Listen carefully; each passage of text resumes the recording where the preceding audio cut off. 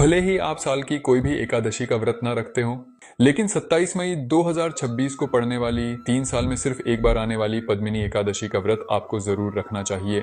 हिंदू पंचांग के अनुसार अधिक मास मलमास के शुक्ल पक्ष में आने वाली इस खास एकादशी को पद्मिनी एकादशी कहते हैं। मान्यता है कि यह अकेला व्रत आपके जीवन में मान सम्मान, यश, अपार धन दौलत और आरोग्यता लेकर आता है। इस दिन श्री हरि भगवान विष्णु की कृपा पाने के लिए आपको ये 3 काम जरूर करने हैं। आंवले के पेड़ की पूजा करें, तुलसी माता की पूजा और दीपदान करें, अपनी क्षमता के अनुसार दान पुण्य जरूर करें। एकादशी के दिन ब्रह्म मुहूर्त में उठकर स्नान करें और स्वच्छ पीले वस्त्र धारण करके व्रत का संकल्प लें। घर के मंदिर में गंगा जल छिड़क कर पवित्र करें। एक लकड़ी की चौकी पर पीला वस्त्र बिछाकर भगवान विष्णु की प्रतिमा और कलश की स्थापना करें।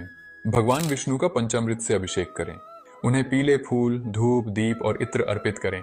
तो इसके बाद पद्मिनी एकादशी व्रत की कथा पढ़ें या सुनें, भगवान को भोग लगाएं और आरती करें। दिन भर निराहार व्रत रखें। शाम को दोबारा स्वच्छ होकर विष्णु सहस्त्र नाम का पाठ करें और रात में भजन कीर्तन करते हुए जागरण करें। अगले दिन शुभ मुहूर्त में व्रत खोलें, पारण करें। व्रत का शुभ मुहूर्त ध्यान से सुन लें।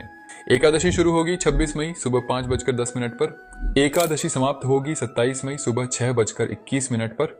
व्रत खोलने पारण का समय होगा 28 मई सुबह 5:25 से 7:06। भले ही आप साल की कोई भी एकादशी का व्रत न रखते हो, लेकिन 27 मई 2026 को पड़ने वाली 3 साल में सिर्फ एक बार आने वाली पद्मिनी एकादशी का व्रत आपको जरूर रखना चाहिए।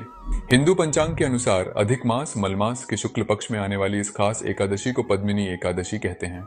मान्यता है कि यह अकेला व्रत आपके जीवन में मान सम्मान, यश, अपार धन दौलत और आरोग्यता लेकर आता है। इस दिन श्री हरि भगवान विष्णु की कृपा पाने के लिए आपको ये 3 काम जरूर करने हैं।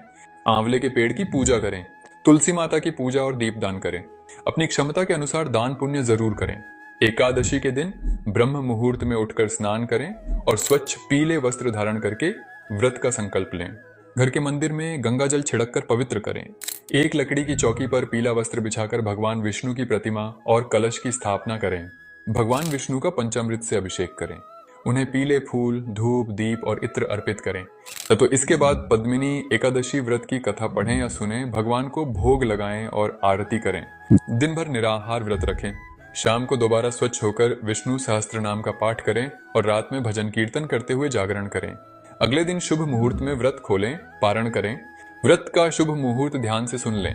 एकादशी शुरू होगी 26 मई सुबह 5:10 पर। एकादशी समाप्त होगी 27 मई सुबह 6:21 पर। व्रत खोलने पारण का समय होगा 28 मई सुबह 5:25 से 7:06।